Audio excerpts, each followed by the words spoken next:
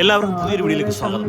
ആറ്റുകാലിലെ രാവിലത്തെ കാഴ്ചകളായി കാണുന്നത് ഇന്നാണ് പൊങ്കാലയുടെ വിശേഷങ്ങളാണ് നമ്മൾ ഇന്ന് പങ്കുവച്ചുകൊണ്ടിരിക്കുന്നത്. അപ്പോൾ നമ്മുടെ പൊങ്കാലയ്ക്കുള്ള അവസാനഘട്ട മിനിക്കോണിയിലാണ് പാറു മണ്ടപ്പറ്റുണ്ടായിക്കൊണ്ടിരിക്കുകയാണ്. പണ്ടാര അടുപ്പിലേക്ക് തീ പകരാനുള്ള അനൗൺസ്മെൻറ്റിൻ്റെ കാത്തിരിപ്പാണിത്. അപ്പോൾ നമ്മുടെ പൊങ്കാല അടുപ്പുകൾ അവിടെ എല്ലാം റെഡിയായി സെറ്റായിട്ടുണ്ട്.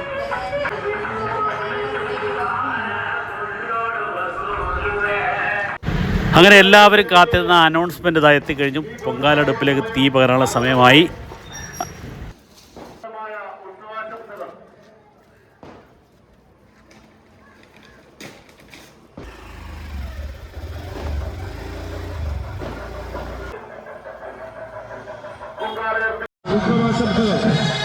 അങ്ങനെ സമയം 9:45 കഴിഞ്ഞിരിക്കുന്നു. പൊങ്കാലടുപ്പിലേക്ക് തീ പകർന്നിരിക്കുകയാണ്. അപ്പോൾ അതിൻ്റെ കാഴ്ചകൾ നമുക്ക് കാണാം. ഇപ്പം നമ്മളീ കാണുന്ന ഈ റോഡെന്ന് വെച്ചാൽ കിള്ളിപ്പാലം വഴിയുള്ള ആറ്റുകാൽ ക്ഷേത്രത്തിലേക്ക് പോകുന്ന റോഡാണ്. അപ്പോൾ അതിൻ്റെതായ ഈ സൈഡിലെല്ലാം പൊങ്കാലകളാണ്. അകത്തോട്ടുള്ള വീടുകളിലും ആ വഴികളിലെല്ലാം പൊങ്കാലകളാണ്.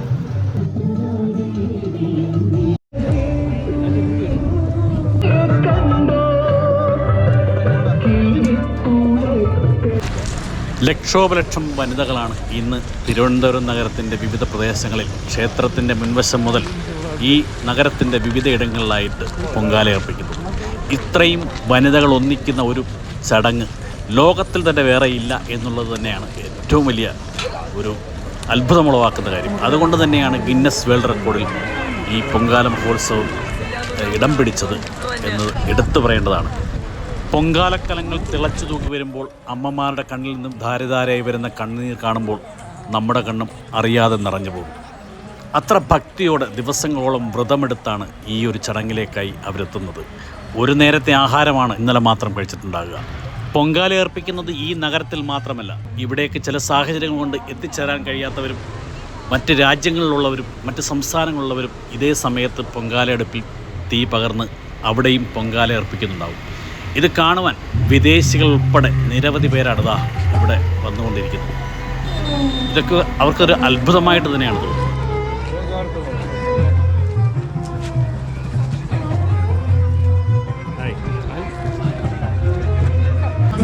അപ്പോൾ ഇവിടെ സംഭാര വിതരണം നടക്കുക. രാവിലെ വന്നപ്പോൾ ഇവിടെ ഇഡ്ഡലി സാമ്പാറുമായിരുന്നു. ഉച്ചയ്ക്ക് ഊണുണ്ടെന്ന് പറഞ്ഞു.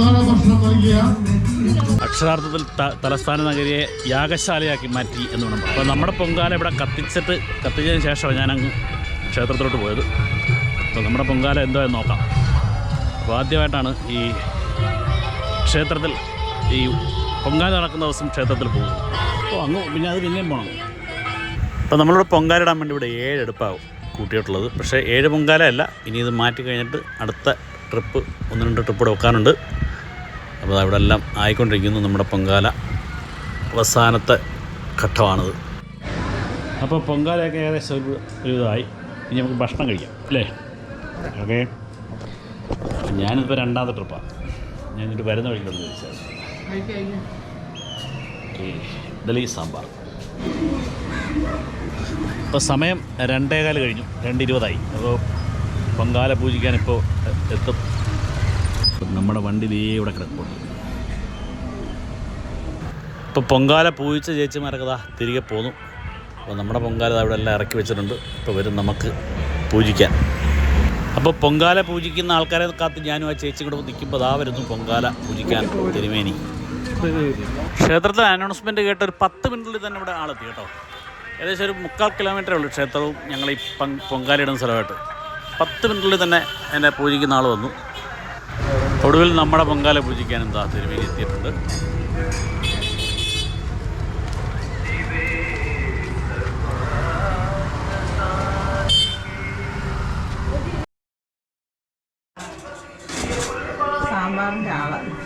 അപ്പോൾ ഞങ്ങളെ സൽക്കരിച്ച ആളായതാണ് കേട്ടോ. അങ്ങനെ ഉച്ചഭക്ഷണമൊക്കെ കഴിച്ചിട്ട് ഞങ്ങൾ അവിടെ നിന്ന് ഇറങ്ങി. നല്ല ഒന്നാന്തരം ഫുഡാണ് ആ ചേച്ചി ഉണ്ടാക്കി തന്നത്. അത് നല്ല ആതിഥ്യ മര്യാദയുള്ള ചേച്ചിയാണ്. നല്ല കിടക്കാനുമൊക്കെ നല്ല റൂമുകളും എല്ലാം നല്ല സൗകര്യമായിരുന്നു, ഒന്നും പറയാനില്ല.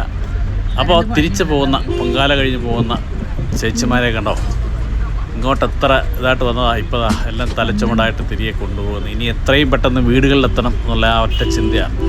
ഇവരൊക്കെ എല്ലാം ട്രെയിനിലോ ബസ്സിലോ ഒക്കെ പോകേണ്ടവരായിരിക്കും. അപ്പോൾ ട്രെയിൻ പിടിക്കാനോ ബസ് പിടിക്കാനുള്ള ആ ഒരു ഓട്ടപ്പാച്ചിലാണ് ഇനി അവനവൻ്റെ വീടുകളിലെത്തുക എത്രയും പെട്ടെന്ന്. അതാണ് ഇവരുടെയൊക്കെ ചിന്ത. അപ്പോൾ ഭക്തിയോടുകൂടി വന്ന് 2-3 ദിവസമായിട്ട് ഇവിടെ ക്ഷേത്രത്തിന് ചുറ്റും 2 ദിവസമായിട്ട് അവരുടെ ആഗ്രഹം സഫലീകരിക്കുവാനുള്ള ദേവിയോടുള്ള പ്രാർത്ഥനയുടെ ഭാഗമായിട്ട് ഈ പൊങ്കാല അർപ്പിച്ച് തിരികെ പോകുന്ന ചേച്ചിമാരും അമ്മമാരും സഹോദരിമാരുമാണ് ഈ പോകുന്നത്. അപ്പോൾ ഇനി 1 വർഷത്തെ കാത്തിരിപ്പ് അടുത്ത പൊങ്കാലയ്ക്കായിട്ട്. ഇതുപോലെ ഒരു വരവിനായിട്ട് 1 വർഷം കാത്തിരിക്കേണ്ടി വരും.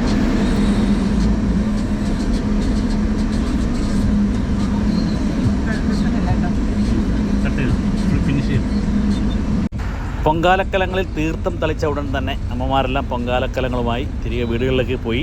അപ്പോൾ തന്നെ ശുചീകരണ തൊഴിലാളികൾ നമ്മുടെ നഗരം ശുചീകരിക്കാനായിട്ട് ഇറങ്ങിയിട്ടുണ്ട്. ഇത്തവണ കൂടുതൽ തൊഴിലാളികളെ നിയമിച്ചിട്ടുണ്ട്. അപ്പോൾ അതുകൊണ്ട് തന്നെ എത്രയും പെട്ടെന്ന് നഗരത്തിലെ മാലിന്യങ്ങൾ നീക്കം ചെയ്യും എന്നാണ് അറിയാൻ കഴിഞ്ഞത്. അതിനുശേഷം കൃത്രിമ മഴ പെയ്യിക്കും എന്നും പറഞ്ഞിരിക്കുന്നു. അപ്പോൾ അതുകൊണ്ട് തന്നെ ഇനി നഗരത്തിലേക്ക് വരുന്നവർക്ക് യാതൊരു ബുദ്ധിമുട്ടില്ലാതെ കടന്നു പോകാൻ സാധിക്കും. പഴയ രീതിയിൽ തന്നെ, ഇന്നലെ എങ്ങനെയായിരുന്നോ ആ രീതിയിൽ തന്നെ നഗരം ശുചിയായി തന്നെ കിടക്കും എന്നുള്ളത് മറ്റൊരു പ്രത്യേകത. അപ്പോൾ എന്തായാലും കഴിഞ്ഞ വീഡിയോയും ഈ വീഡിയോയും കണ്ട എല്ലാവർക്കും ഒരുപാട് നന്ദി, സ്നേഹം. അപ്പോൾ നമ്മുടെ ചാനൽ ഇതുവരെ സബ്സ്ക്രൈബ് ചെയ്യാത്തവരൊന്ന് സബ്സ്ക്രൈബ് ചെയ്യണേ. അപ്പോൾ നമുക്ക് അടുത്ത വീഡിയോ കാണാം വിശദമായിട്ട്. Okay, thank you, by.